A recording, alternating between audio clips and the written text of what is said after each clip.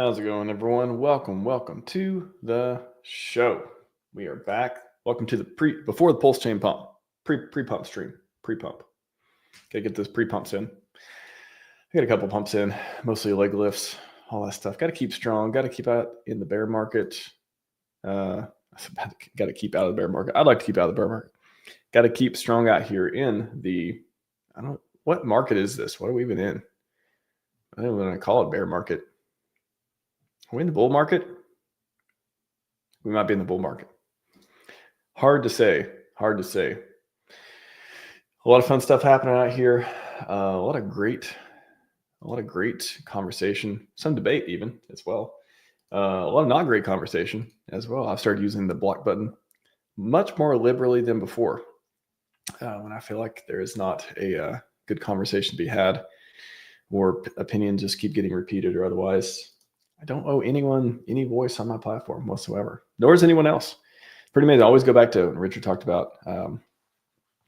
People were spamming up the chat with coins or whatever, and he would say, it's not censorship. It's this is go get your own platform and show your own stuff, and stop doing it people's threads. I've repeated that a couple times in the last few days or so, and it really is. I mean, it's nothing personal. It's nothing it's just literally like this.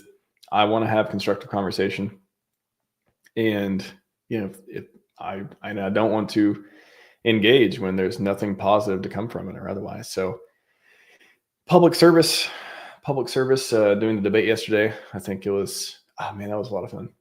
I really enjoyed it too. And it was not if you watch the debate, it is such not a softball thing. It is like I literally went through all the things that I could think of that, again, there was something constructive to get from, and I went to a lot of different areas, and Dipcatcher went through them one by one and gave answers and all that stuff too. So very informative, very very fun. Hopefully be more debates like that, less mob mentality, more debating.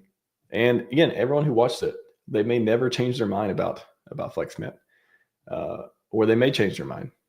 Either way, it's great information. So I'm still a person on the fence. I'm not even on the fence. I'm still pretty neutral. I'm I can see points both ways, and there's just this, I don't know.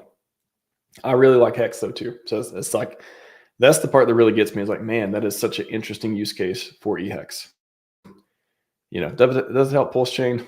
Doesn't seem to help PulseChain a lot. But I like Hex, and I like PulseChain. Do I prioritize PulseChain? As I mentioned yesterday during the debate, I do.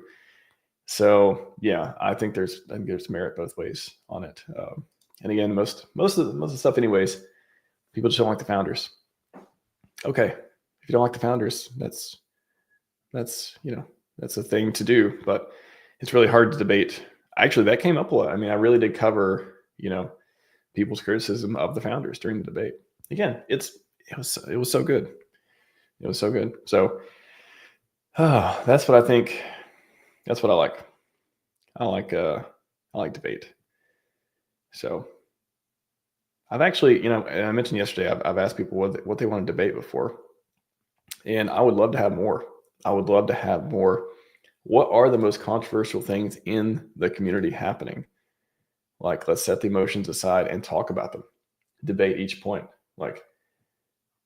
Let me know if anyone wants to do that and could do it without getting emotionally charged and turning into just a yelling fest. But I think I would do another debate too with people or anyone. I would moderate it too. That'd be great. I could moderate it, but it's got to be something that is actually controversial and interesting enough. And there's some things that deserve more attention than others. But really, I think debate or ignoring. You can totally ignore things. You can, confront respectfully and debate. But everything else, the other options are just worse and not as good. So I tend to not go with them and not promote doing that. So anyways, hope you all enjoyed that yesterday. Pretty cool. And yeah, there's no way for anyone to be uninformed about FlexNet. And from just go watch half of the 2.5 hours yesterday, and you will be informed one way or the other. You can totally go. You can side with the side of not thinking it's a good idea, which is what I took yesterday, and I think I asked a lot of important questions around that.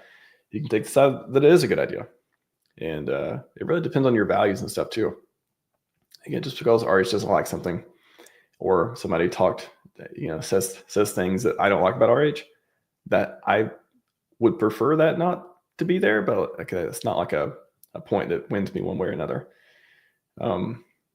So I think Tip Catcher is a very interesting person in the way that he can say something, and I'll be like, a lot of stuff he says is, again, you get to explore those areas. I'm never in the way of, I don't go with this information like needs to be not said thing. I want to hear it, like people talk about tracking wallets as far as the whales and stuff go, and not talking about that or talking about it. I'm like, I want to know if these big moves are happening. Like, I think the people who don't want to know or don't want other people to talk about it, they probably want to use that information to their own, like that's their information edge, right? Like I get it, like their incentives are differently aligned, but that's not me. Like my incentives are, I like to know the truth about things, and I like to have open discussion about them and let people decide. I don't like treating people like they're stupid.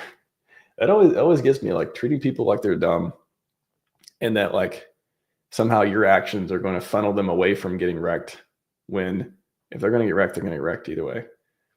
And there's ways you can not do things, and there's ways you can talk about things that are like, I'm not, this is not something I even like, but I think it's interesting.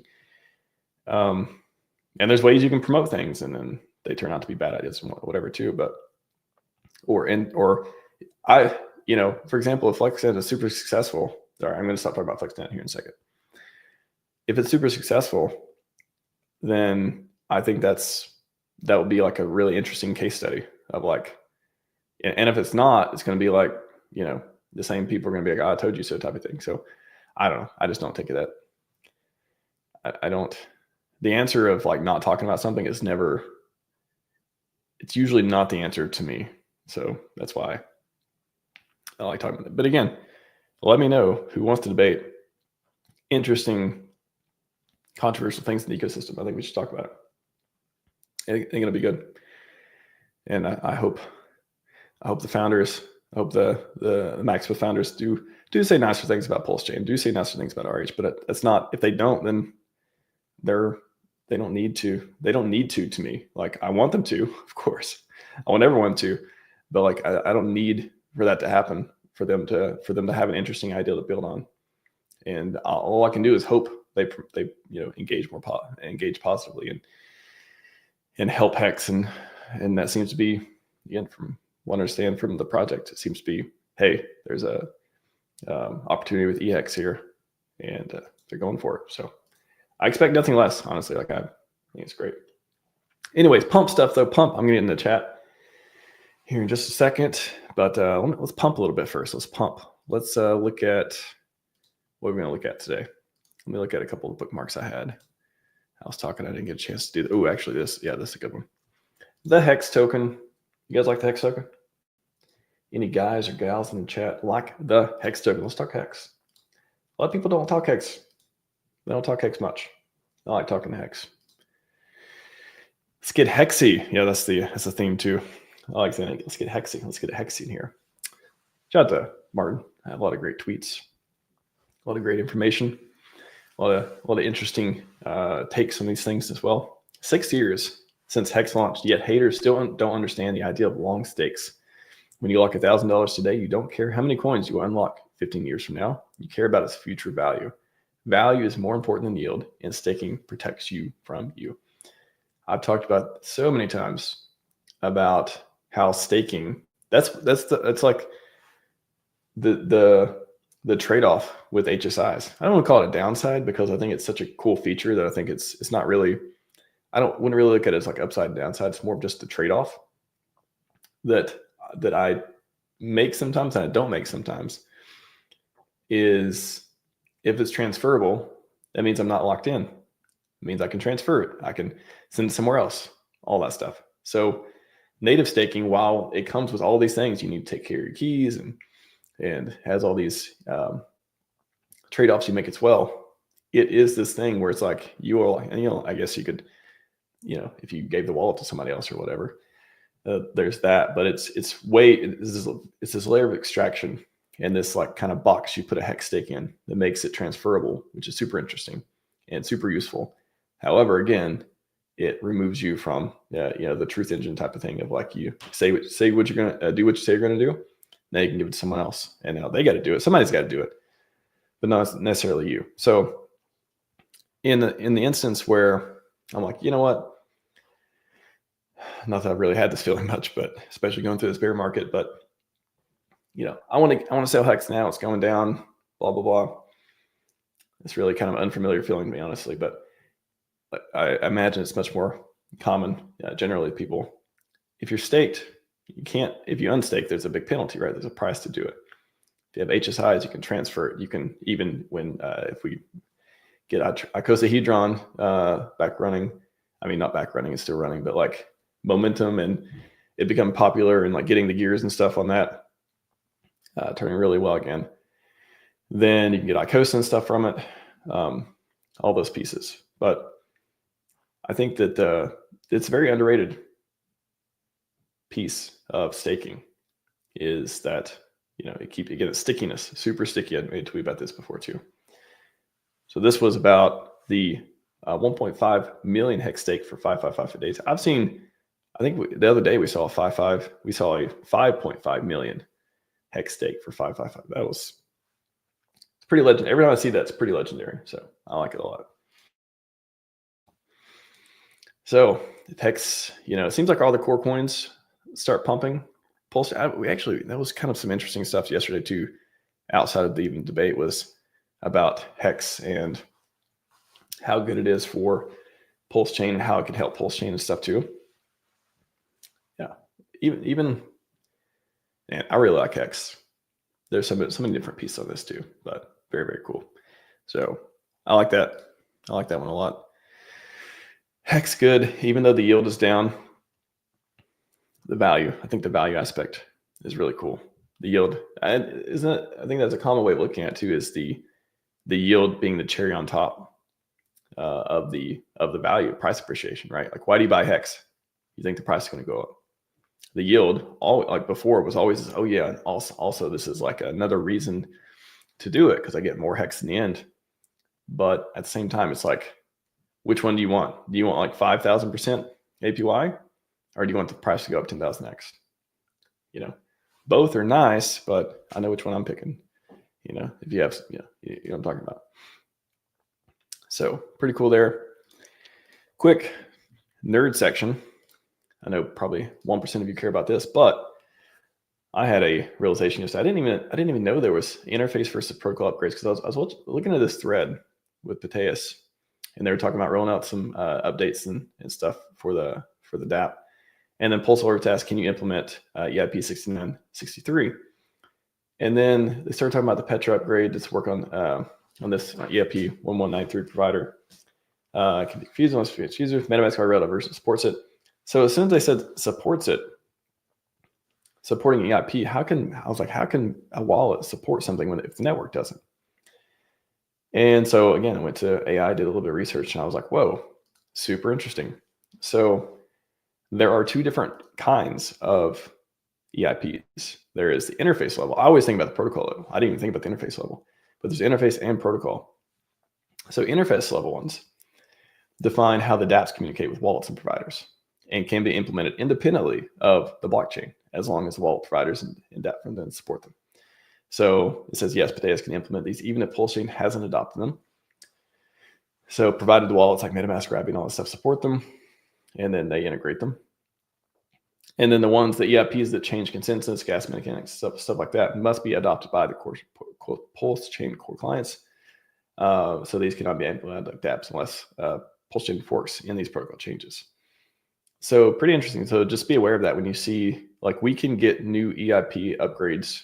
Our dApps can implement new EIP upgrades, even if PulseChain, regardless of PulseChain in certain scenarios, such as interface level ones. So we can get upgrades that come out that communicate with their dApps and stuff.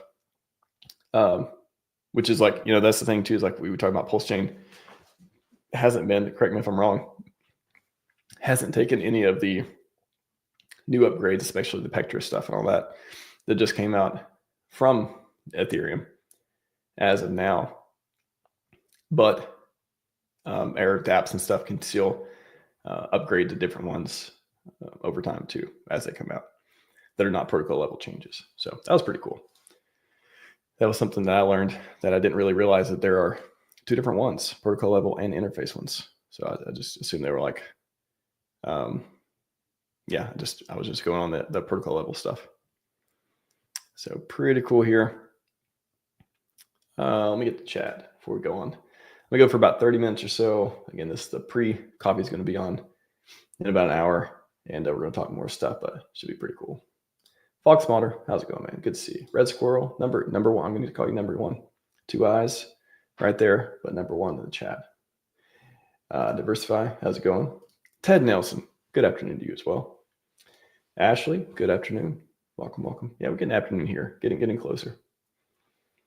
More debates. I would love it, really. I think it's the best way to give people information objectively on both sides, or at least getting close to objectively, because you're getting both sides. If you can take two perspectives, if you can hear two different perspectives, that kind of helps you flesh out, the objectiveness of it. It's like you can hear both sides. So even though you're not getting one neutral stance that is purely fact-based, you're getting two sides that you can then take and again decide which one you think is more true and more interesting to you.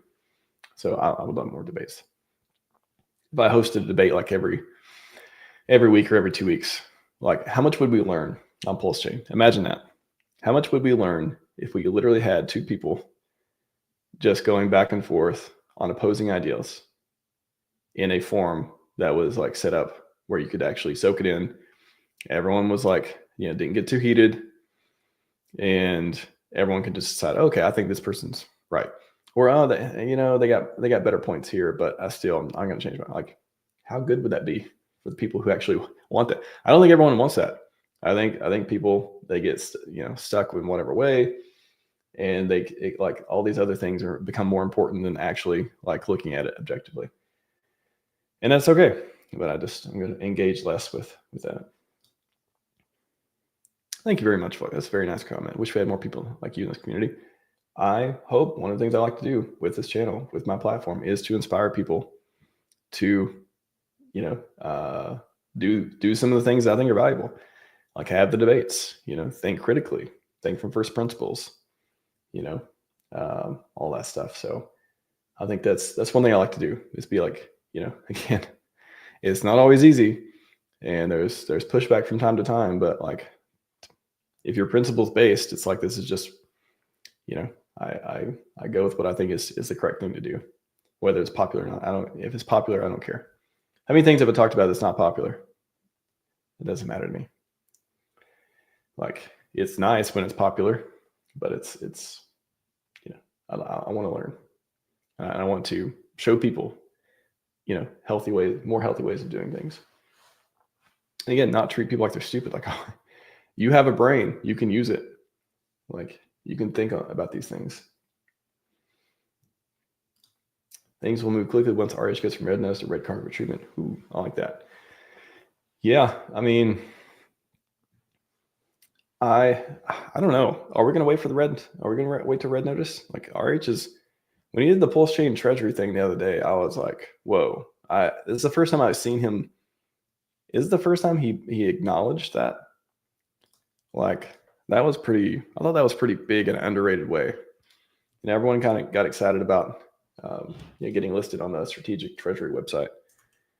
But I think that him just acknowledging that the SAC wallet stuff, and in a vague, indirect way, but like that was signaled to me. I'm like, okay.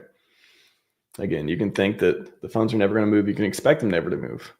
I think it's unlikely that they don't move to support the ecosystem.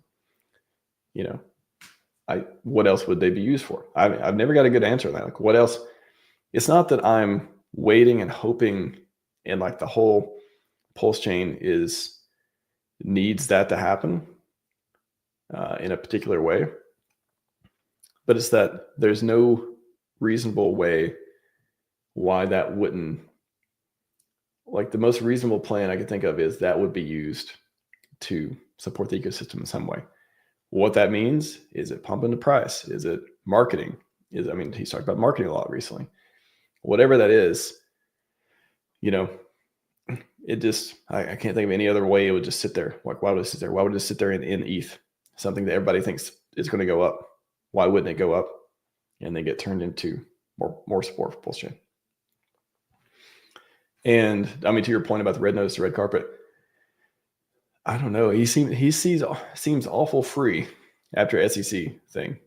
I know there's a 60-day period and all that stuff too.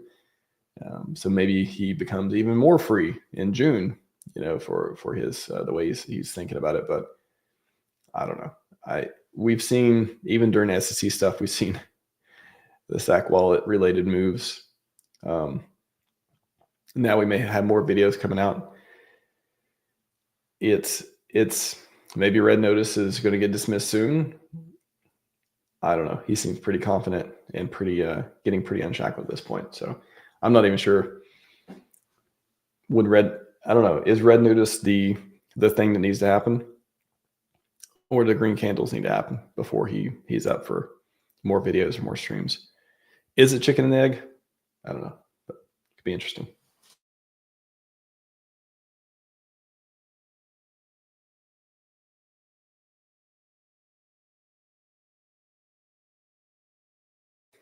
All right.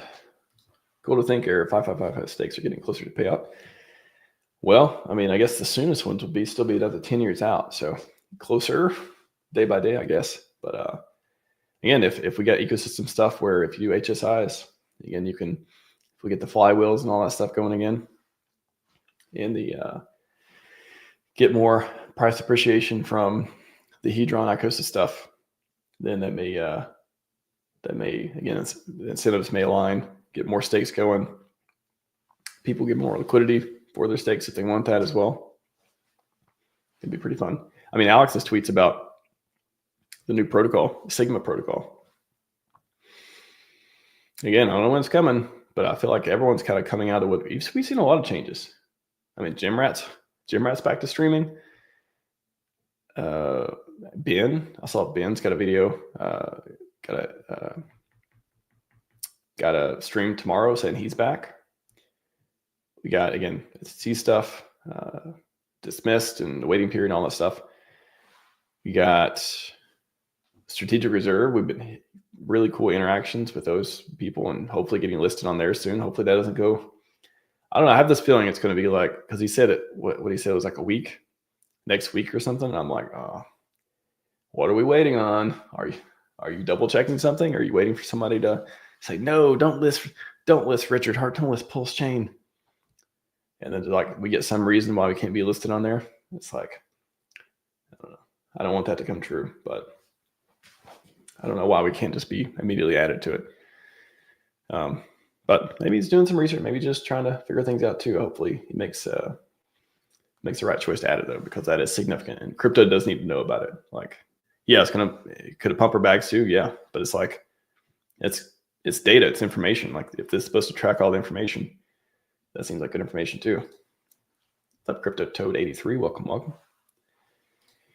Red notice is fake, I believe. I don't know. The website looked real. But I mean, is it fake in the way of like a sham? Like, is it fake in like a nonsense thing that was never meant to go anywhere, but just meant to impede us?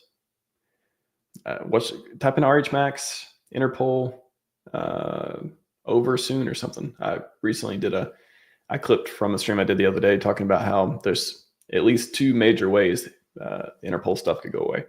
One, they could have no jurisdiction over the funds because of being in a tax-free entity, all this stuff.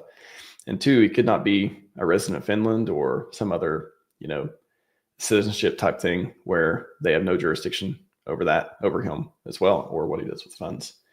Two big ones that I'm like, wow, those seem like totally plausible things. And that's 10 minutes from using AI to think about it. Imagine this Chad Lawyer team, who is probably much better than AI even. They could be using AI as a superpower as well. Figure this stuff out. So pretty good. Oh, made up story. Yeah. I mean, yeah, of course the tax stuff is one thing, but the solve or whatever is like, yeah, that I could totally see that being fake. And Tessie, so welcome. How's it going? PulseChain John, 5 years ago, but very relevant PulseChain. Richard Hart on finding gems. Market ignorance is your gain. Super true. Best investments are discounted due to few understanding their true value at the time. The market's ignorance is your gain. By the time the average investor understands why something is great, it's too late. I know you all are tired of being early, but boy, if you're getting in pre-sac prices, I don't know why we even say pre-sac prices. When I say pre-sac prices, I'm talking to the community, right?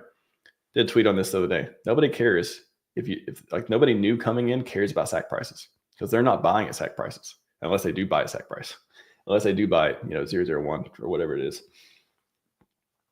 They're probably, anyone new today, if they're buying, it's going to be buying much lower than that price. So, yeah, I hope if you do, or if you're DCAing or otherwise, that you do get in before we go up a whole lot. I mean, that's what I believe. That's what a lot of people read in non-financial advice. So, what I believe and what a lot of people I'm around believe. They believe this place is going to the moon, and getting in early tends to get you more multiples, historically speaking. So everyone's like, oh yeah, I've been hearing this for a while, wind pump, I'm exhausted, I'm out of dry powder, all this stuff. It's always a sentiment until, something does a 10x, and then you're like, oh no, I got to buy more before it does 100x. Oh no, I got to buy more before it hexes $2, So I don't know. Hopefully everyone's out there getting some amazing deals that are going to make people coming in afterwards be like, no, I wish I would have got that. I wish it would have. Pretty cool. Another one from Martin here we'll cover. Get your questions in. We'll wrap up here in a minute. And then we'll be on with coffee in about 45 minutes or so. Someone big who believes in numerology, been DCAing into core coins. Pretty cool. I think that was referring to the 555.55 wrapped ETH, 1.4 million USD bridged into PulseChain. Very exciting. A couple days ago. Buying the core coins. Look at the price. Lots of money. It seems, that's another thing that's been happening. A lot of people have been buying a lot of coins. We've seen some pretty big well transfers and stuff going in. So I don't know. If you're not excited, I just think you're either still got red candle syndrome or you really don't know what this place is about, because this place is about glory. And glory tends to include it. Everyone's got a different definition, I guess, but I imagine the common definition of glory is hundreds or thousands of X's, maybe even 10,000 X. Again. What's up, Finbear? How's it going, man? Mr. Chuck, have PSL validators pay PLS to validators consistently over the past 2 years? Has ROI changed since launch? Good question. So pay consistent over the past years? It all depends on how much you get paid, depends on a lot of different factors. So if you got to go Pulse and then go to validators with this big, beautiful, oh, what? Do we have 48? Oh, okay, never mind. Sorry. I thought the number changed to 40. I'm like, how do we get 3,000 more? I just checked this very, very recently. I think it might have went up a little bit though, because we're getting close to 46,000. You could see, is that a line up? Are we?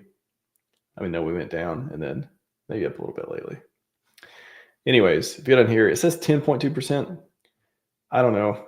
There's different numbers and stuff. I would say, I think the common thing I've been saying for the last year or so has been more around 5 to 10%, I would say. So somewhere around there, I think is like the most accurate.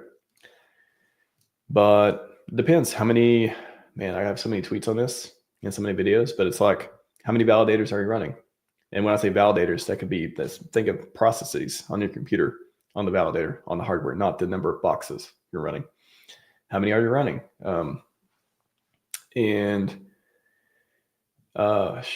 Let me Whoa, that's so crazy. Like this was at SAC price $4,000. It used to be $4,000 to run a validator. You know, what if we do a 10x past SAC, for example? $40,000. It could imagine how much it's going to cost to run a validator. If PulseChain does, like, oh man, it's crazy. I mean, I know we got some community solutions for doing delegated validating and liquid staking, all that stuff, but it's like, yeah, I didn't even see Ted Nelson post this. I just looked down. ValidateX been paying much better virtual. Yeah, so there's other community projects that are paying it, doing validator stuff as well. So Project Pi, Validator X. I think there's what's the other one? One other one. I mean, probably more than one, but I forget the other one. Jexa, the one Jexa's doing. But yeah, it's hard to say. I would say if you're running bare metal, again, I'm a nerd. I like to run bare metal. Bare metal meaning like run your own validator at home or in the cloud and stuff. And bare metal literally meaning like on the computer, not using Docker, for example. Doesn't really matter, in my opinion, using Docker for validators, scripts or not. Both are fine. But let me see if I can find. I'll just drop this in the chat, Mr. Chuck, just in case for you and for anyone else curious. But if you just search, all right, I feel like I should have like a master thread on this stuff. Validator, I'll just say APY. I have so many tweets about this. Let's see. Great picture, by the way. Really fun times. So,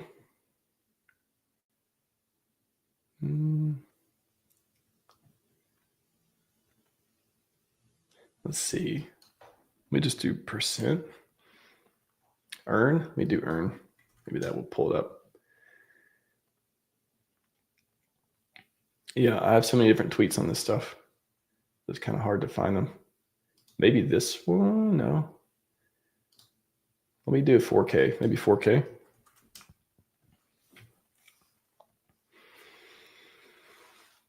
I have like 70 videos to play this too, but as far as just text content, because I have like a whole explanation on this. Oh, come on. Why don't you give me the most popular? Like, I swear it'll have like a ton of likes, but it's not even showing up. Okay, this one. Jeez. Okay. So this one will give you a ton of information about that. So even here I talk about current price, how much you earn per block, and the different scenarios here. Did we have 52K validated? Do we have over 50K? I guess we did. Wow. When did I write this? February. Oh, last year. Okay. So it's been like a year and like 15 months or so. Okay. So yeah, anyways, this is one of the a lot of details, a lot of information, scenario based ones. So yeah, 4K to run a single validator, 40K to run 10, and then or to run, it can tell us a lot about the future run validators if pulse price goes up, right? So it'll be interesting. It'll be interesting to see how many validators leave too after a while, because now you had farms of the core coins for making APY. You had farms, hex, staking, and validators. Correct me if I'm wrong, other than the liquidity for PulseX. But as far as like locking up coins to earn more, those are the three options with the core products. So now that the APY and hex has been turned way down and the farms have been turned way down, validators, they can't really be turned unless you have a protocol change or unless a ton more validators enter, which the Genesis validators exited a while back after we had plenty. So I don't anticipate them coming back. I don't know why they would, because it's kind of like, I don't know, more validators the better, I would say. I'm just speculating on what the devs think or otherwise, but anyways, hard to say on APR, but it's a combination of like how much you make is a combination of how many you're running, what your hardware costs, all that stuff too, and how many people are out there participating.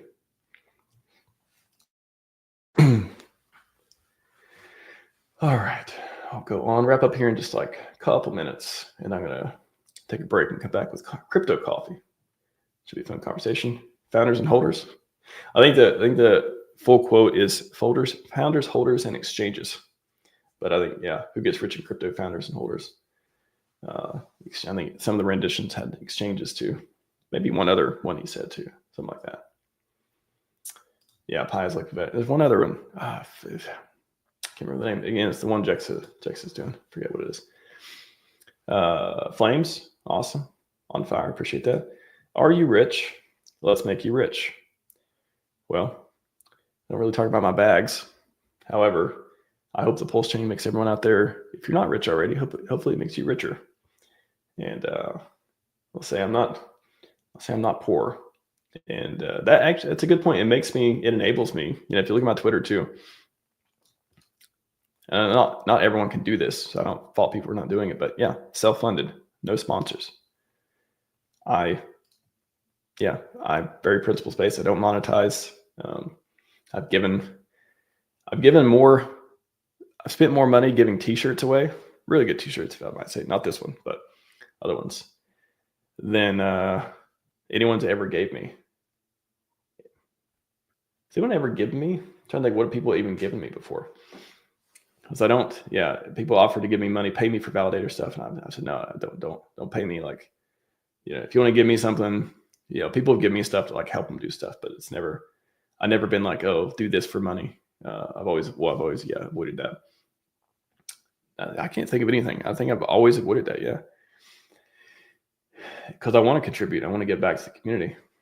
And I don't want there to be this expectation. I don't want to have a boss. I didn't come to crypto to get a boss. And so I'll help people when I can. But yeah, especially when validators were first starting up, it's like people are asking me like, oh, I'll pay you. I'll help me with this. And I would help people, but I would help them on my own time when I could, and not, for like contract work and stuff like that.